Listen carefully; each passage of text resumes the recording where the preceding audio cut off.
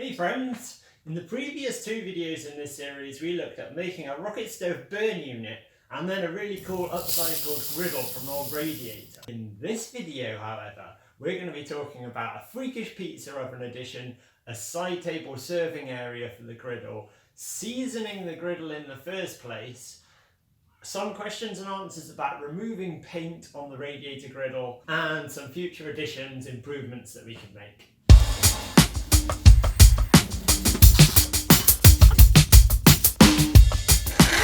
If we're just meeting for the first time, I'm Bongo.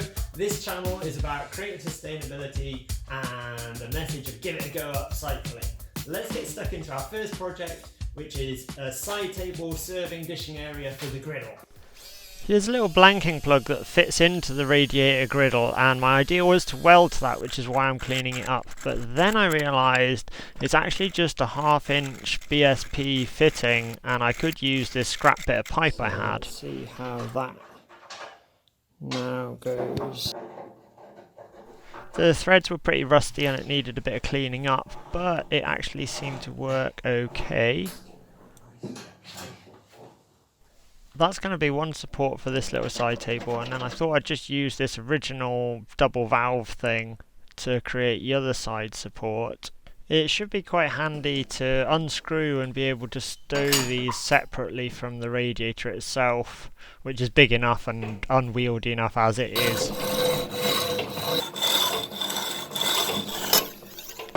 Right then, let's get busy with the table itself. I've just got this old board here, it's really roughly cut. Let's do a bit of flattening, cleaning. A couple of passes on the thicknesser later and it's good. Now let's trim off this weavy wobbly edge.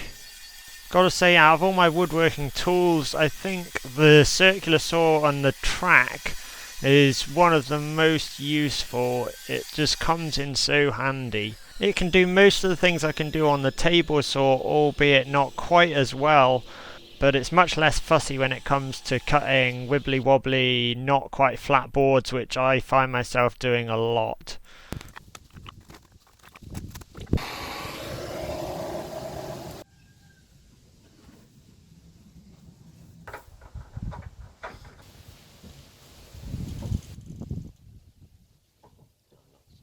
Fitting it up to the actual griddle now, we've got a few problems. That little bolt nut thing that's in the way, I can just chisel out a relief on that and we'll get to it. So mark up, do some chiseling, and hopefully it'll fit. I know what you're thinking, it's a wonder I could concentrate on anything with that drool-worthy food cooking there, but with those dowels in, I can fit that into the valve socket type area. Sturdy. Okay, side table in action. It sits quite firmly there on the pipe and kind of has support from that V-groove as well as the dowels. It's obviously not entirely necessary, and my hungry wife Sam was not exactly seeing the point to it, but then it did kind of come in handy for putting cooked food and plates and stuff. This is the clay plaster freakish thing we built years and years ago when we made the straw bale clay plaster walls. It's essentially the clay plaster mix. You can learn all about that on the Flowering Elbow website. We've got tons of information. Oh, nice and toasty. I think it is. Yeah.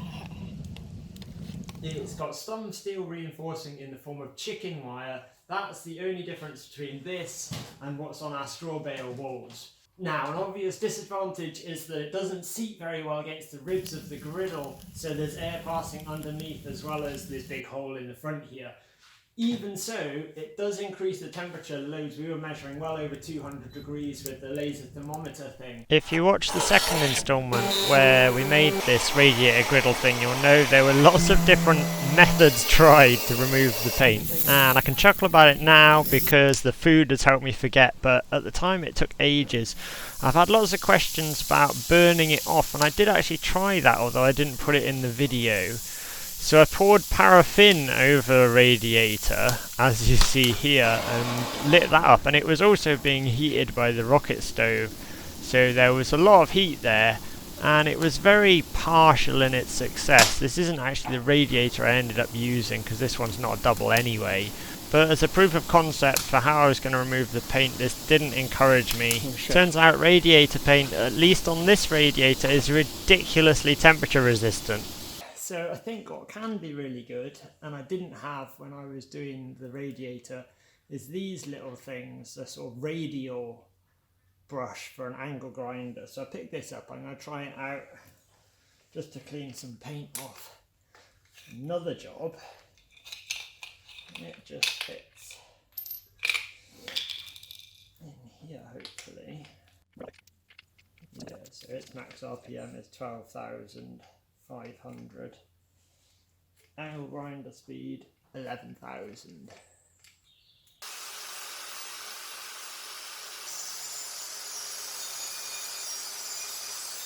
So that, I think, would have been quite good for getting into the nooks of the radiator, so I'll leave an eBay link down below for that. We've had a few questions on seasoning the grill, and it's very simple. We just wipe on vegetable oil.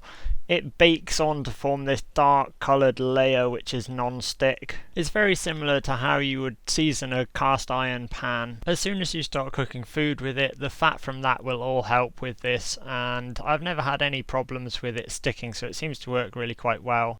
In terms of future improvements to the rocket stove, I did always intend to insulate that bottom burn unit area. That would certainly improve combustion efficiency, but the complexity of the fabrications kind of put me off. I don't know, maybe you've got some good ideas how that could be done simply. Friends, this is just a short one. Thank you so much for watching as always. If you're craving the geeky details of how to design and make a rocket stove like this, then do check out the first two parts of this little mini series. Hopefully that answered some of your questions, and I look forward to seeing you in the next video. See you later, sweet potato.